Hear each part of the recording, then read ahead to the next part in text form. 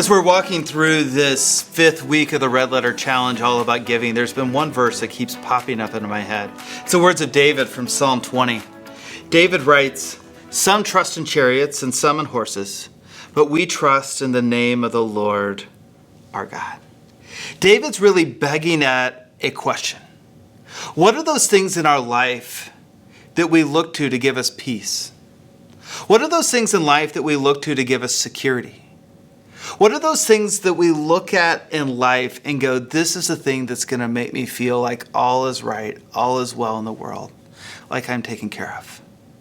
And he's looking around at some of the people around him and going, they're putting their trust, they're putting their hope, they're finding their peace and their security in horses and chariots. But of course, David isn't really talking about horses and chariots. It's almost like us today saying we put our trust in our military. It's in our own power and our own strength and our own abilities that we find our peace, we find our security. And for David, he's asking, what are those things you're looking to give you the peace, the security that you're looking for? What are you putting your trust in?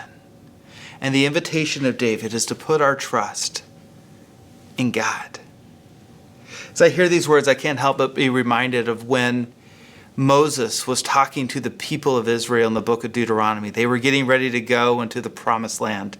They'd been wandering around in the wilderness for 40 years.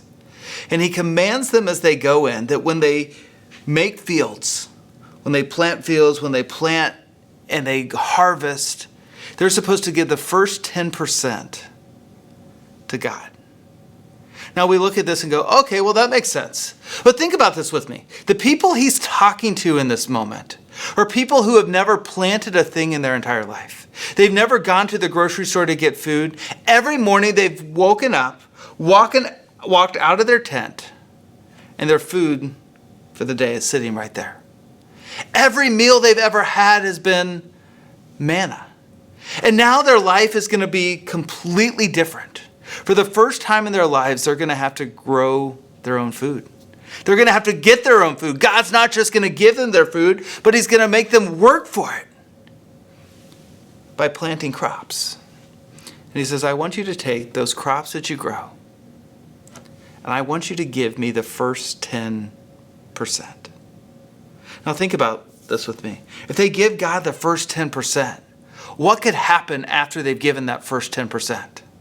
A fire could come through, locusts could come through, wind can come through, a drought could come through. Any number of things could happen that comes in and wipes out that other 90%. So why would God ask them to give him all of that first 10%? He's inviting them to put their trust in him, knowing that God will take care of them, knowing that God will provide. And friends, God gives us that same invitation. This week on giving isn't as much about money, but it's an invitation for us to take a step back and go, what are those things in our lives that we're looking to give us peace, to give us security? What are those things that we're putting our trust in? And so the challenge for you this week is to say, what's one thing I'm trusting? What's one thing I'm looking to other than God to give me peace, to give me security, to make me feel like everything's going to be okay? And what would it look like for you to take your trust out of the hands of that thing and put it into the hands of God? I don't know what that looks like for you, but the challenge will be putting your faith fully and completely in God. He's got you. He can take care of you, and he's with you every step of the way. Have a great week, Chris and Savior.